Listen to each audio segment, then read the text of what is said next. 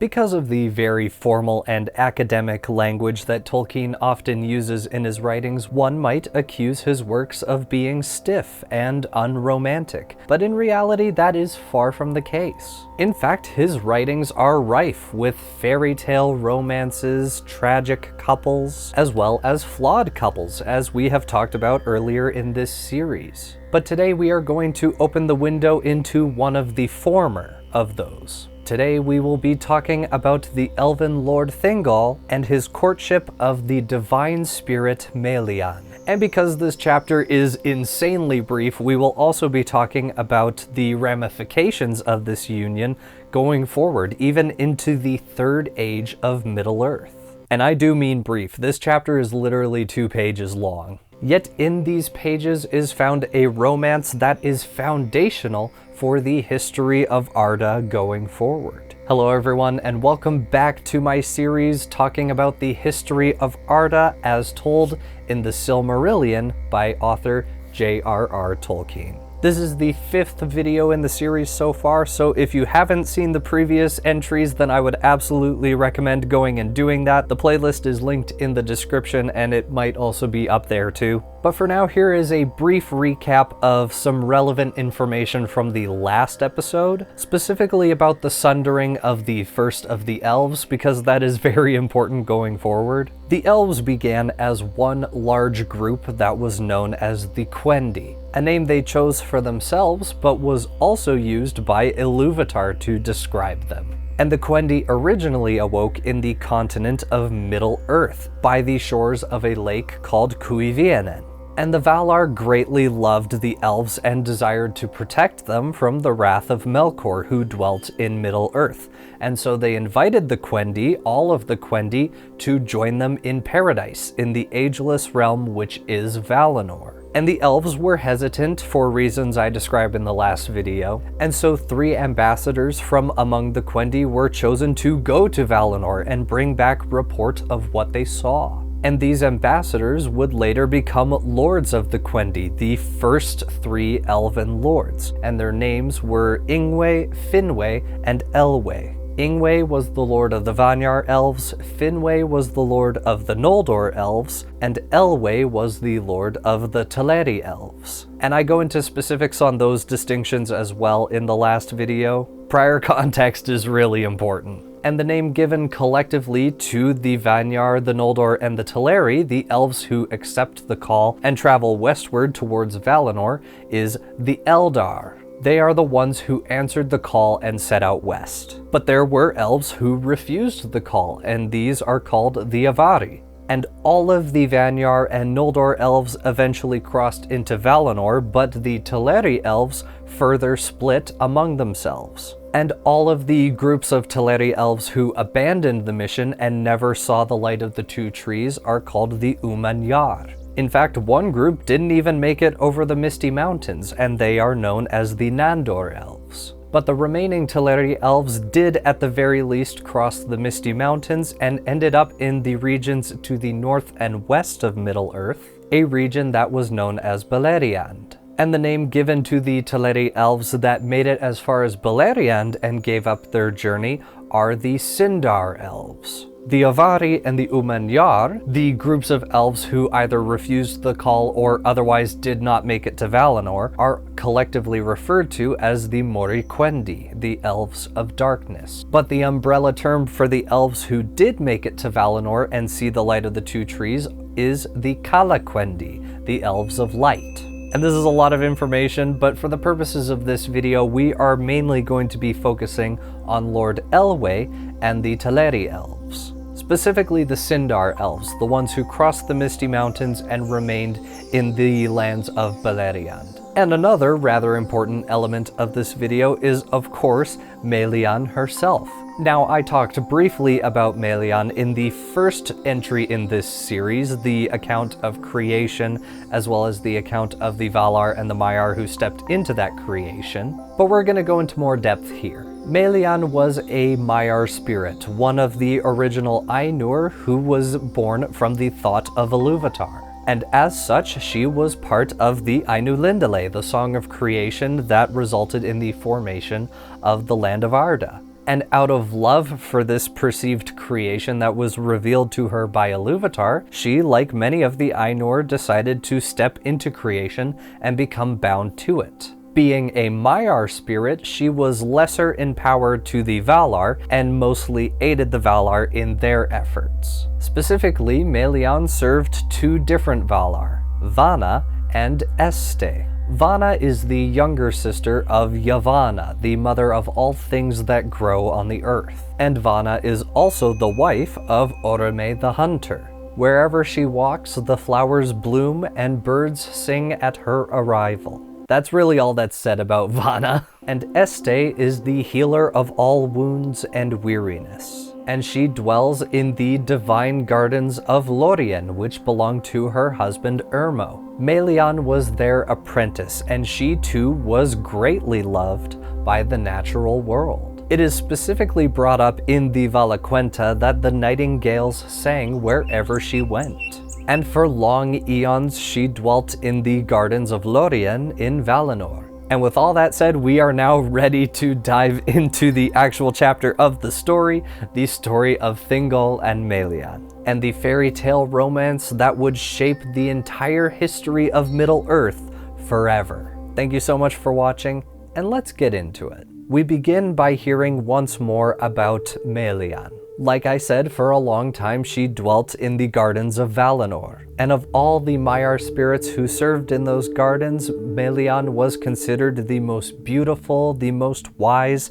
and the most skilled at weaving songs of enchantment. It is said that when Melian sang in the gardens, all of Valinor fell silent to listen. And before the Song of Creation, Melian's spirit was most alike to Yavanna. She delighted in the shade of the great trees, and she taught the nightingales their song. And when the elves awoke, she journeyed across the Sundering Sea into the land of Middle-earth. And in the silence of that land, while all of Middle-earth was still bathed in an eternal twilight, she would fill the forests with her song and the songs of her birds. And so now that she's in Middle-earth, we are taken back to the Great Migration of the Teleri elves. Specifically the ones who crossed the Misty Mountains and are now in Beleriand. Specifically in the eastern regions of Beleriand, the Teleri elves are the most massive group of the three groups of elves who set out from Cuivianen. The Noldor elves and their leader Finwë live in the western regions of Beleriand. And Elwë, the leader of the Teleri elves, often wandered through the forests of Beleriand seeking Finwë, his close friend. And during one of these journeys, Elwë entered a forest known as Nan Elmoth. And this is where for the first time he heard a faint melody, carried on the winds to him from the very heart of that forest. Elwë, lord of the Teleri, went often through the great woods to seek out Finwë, his friend, in the dwellings of the Noldor. And it chanced on a time that he came alone to the starlit wood of Nan Elmoth, and there suddenly he heard the song of nightingales. Then an enchantment fell on him, and he stood still, and afar off beyond the voices of the Lomelindi he heard the voice of Melian, and it filled all his heart with wonder and desire.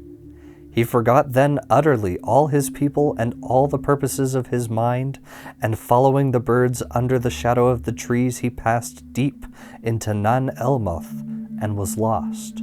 He was so captivated by the beauty of this melody that he literally forgot about everything he was doing and everyone he ever cared about. Instead, he ran deeper and deeper into the woods and was lost to the outside world. And it is here in the heart of Nan Elmoth that Elwë beheld Melian, a divine spirit from the very beginning of creation itself. But he came at last to a glade open to the stars, and there Melian stood, and out of the darkness he looked at her, and the light of Aman was in her face. She spoke no word, but being filled with love, Elwë came to her, and took her hand, and straightway a spell was laid on them, so that they stood thus while long years were measured by the wheeling stars above them, and the trees of Nan Elmoth grew tall and dark before they spoke any word. Elwë beheld in that glade the fairest woman he had ever beheld. and in her face was reflected the light of the two trees, the very trees that had made him fall in love with Valinor in the first place. They made eye contact, and the two were immediately spellbound. And so approaching, he took her hand in his. And as if a spell were placed upon the two, they stood there frozen in that moment while the stars spun in the sky and the trees of the forest grew old around them. And this little piece of trivia isn't actually specified in the text, so I'm so glad I actually knew this trivia in advance. But so great was the love that Elwë and Melian held for each other in that moment that they stood frozen, unmoving, and unspeaking, staring into each other's eyes for 200 years. Which, as first dates go, is not half bad. Meanwhile, outside of the forest, the Teleri elves are beginning to wonder where on earth their leader is. They began searching for him, but they could not find him. And so leadership of the Teleri elves was passed to Elwë's brother, Olwë. And the elf lord Elwë never again crossed the sundering sea into Valinor. And after their 200-year-long courtship, Elwë and Melian exited the forest, and they became king and queen of the Teleri elves who remained in the regions of Beleriand, the Sindar elves. And in the tongue of the Grey elves, Elwë had a new name, Thingol. And he was proclaimed Lord of all Umanyar, though he was not himself Moriquendi, the only one among his people to have beheld the light of the two trees himself. And his queen Melian lent him great power, herself being the divine creation of Ilúvatar. And together the renown of Thingol and Melian covered the whole of the earth. And from their bloodline, a trace of divinity entered into the elven family tree, a thread that would carry on all the way until the Third Age. And this is where the chapter ends, but on that note, I want to take the time here and now to trace this divine thread and connect the lineage of Thingol and Melian to characters that we know in The Lord of the Rings, as well as other important characters that will be in future installments of this very series, because Thingol and Melian would have a daughter by the name of Luthien. And an entire chapter of the Silmarillion will be devoted to the love shared between Luthien and a mortal man by the name of Beren. And that story was also adapted into a full-blown book that is simply titled Beren and Luthien, or The Lay of Lithien, a couple other names. The Tale of Tenuviel, I think, is one of them. It's called Beren and Luthien on this book. But that's a story for another day. Beren and Luthien would have a son named J.R.R, who will also be popping up later in the series, if you can imagine. He and his wife Nimloth would have a son named Elwë, and she would marry a half-elven man by the name of Eärendil. For those of you who remember the Phial of Galadriel from the movies and the books. Farewell, Frodo Baggins. I give you the light of Eärendil, our most beloved star. It is said that that phial, that glass object, contains the light of Eärendil. Why does he have his own light? We'll get to that. Not today, but we'll get to that. And Galadriel's actually related to them, so we're gonna get to that in a second here. Elwë and Eärendil would have two sons, Elros and Elrond. Yes, that Elrond. He is only 4 generations removed from the awakening of the elves, and he is still alive in the Third Age of Middle-earth. And I think it's best from this point on to trace the lineages of Elros and Elrond separately, because both of these are very important. Beginning with Elrond. Elrond would marry Celebrian, the daughter of Celeborn and Galadriel. Where is she in The Lord of the Rings?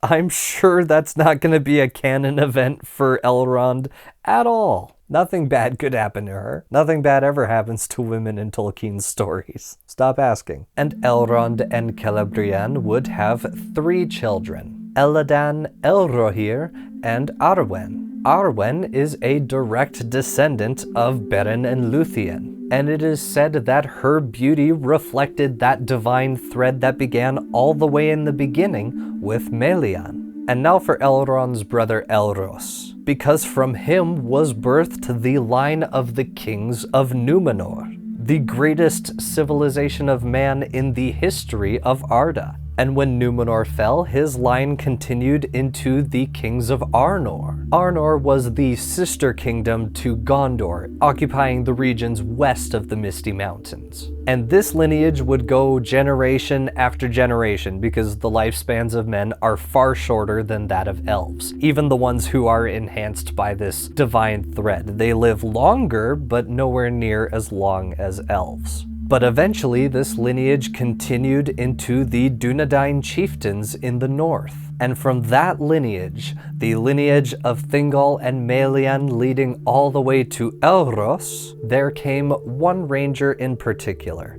A ranger from the north that was a distant descendant of Elendil the Tall and his son Isildur. And that, of course, would be Aragorn, the son of Arathorn, known to history as King Elisar, the Elfstone, the returned king of Gondor. Many of the greatest heroes in the history of Middle-earth, leading all the way to the Third Age, can trace their lineage back to Thingol and Melian. That divine thread woven into the gene pool of elves and later on men, leading to even distant descendants of them being accounted as some of the greatest among elves and men respectively. And yes, technically that means Aragorn and Arwen are related, but that's like 1 or 2 generations for Arwen versus like 200 generations for Aragorn. At that point, I'm pretty sure any ickiness is dealt away with, except for the fact that Arwen is kind of robbing the cradle, but that's another story. It'd be like if you found out that you and your partner had a common ancestor from like 1,000 years ago.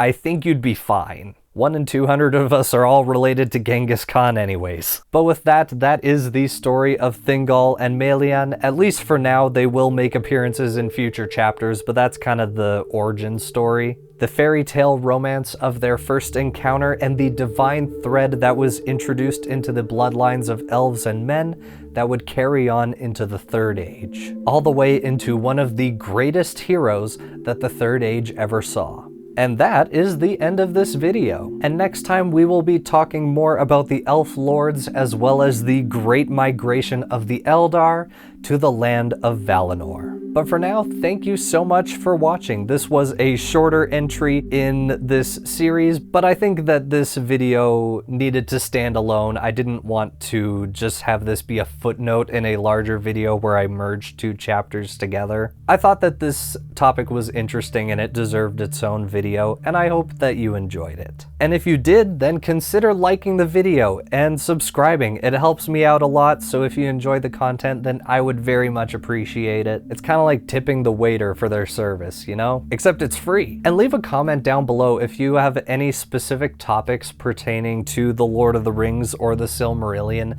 that you want me to do a dedicated video on. I'm kind of steeped in the Tolkien lore right now, if you couldn't tell. As a matter of fact, I do have a dedicated lore video that I'm gonna record right after this. Well, hang on. Yeah, I'm gonna record it right after this. And I think it's a really good video, and I hope you enjoy it when it comes out. I did something a little special with this one that I hope you'll like. And I think in channel news, we also just recently passed 12,500 subs, so we're already halfway to 13,000. That is insane. Thank you all so much for enjoying my videos and for sticking around as I, continue to talk about stories that I really enjoy. And I promise I'm working on my video talking about my experience watching Christopher Nolan's adaptation of The Odyssey. That video is taking a long time to write because it's kind of a hybrid of my review of the movie as well as kind of doing a deep dive into the absolute monument of filmmaking that it is. So I'm kind of deep diving into all the facts about the movie, how it was shot, the score, everything. And I think that it's going to be worth it to wait for my review on that. And if you're interested, I did a video talking about Homer's Odyssey not too long ago on this channel. I read it, I talked about it. I would consider that my definitive work on Homer's Odyssey. I go into the story, the culture surrounding it, the greater mythology that it's placed in. I leave no stone unturned. And of course, going forward, I have the Halloween video I'm working on. I need to start working on it again. It's already August, oh no. And of course, the Dune Messiah video, I really want to get that done before Dune Part 3 releases in theaters. I'm doing my best. At any given time, I have like 7 or 8 different videos that are currently in the works that I'm currently writing. It's just how my brain works. It's not healthy, but it's what we got. And of course, a huge thank you goes out to the patrons, Sean, Happy the Knife, and the top tier patrons, RD and Snowy. Thank you all so much for sticking around, for enjoying the videos, and supporting my dream of maybe doing this full-time one day. And if you too want exclusive ad-free access to these videos before they are posted, as well as the other benefits that are outlined on the actual Patreon, then absolutely check it out. I would really appreciate it. Again, the rewards for the specific tiers are outlined on the Patreon, but all paying members get credit at the end of my videos like you see here. So I'm going to go and record that next video so that hopefully we can have a couple videos lined up down the pipeline. And I hope that you'll enjoy that one. It's a little bit of a lore video, which I'm very excited about. I dove into the appendices. That was a mistake. But thank you so much for watching, and I will see you again whenever that video comes out. I hope that you're excited for it because I know that I am. And cut.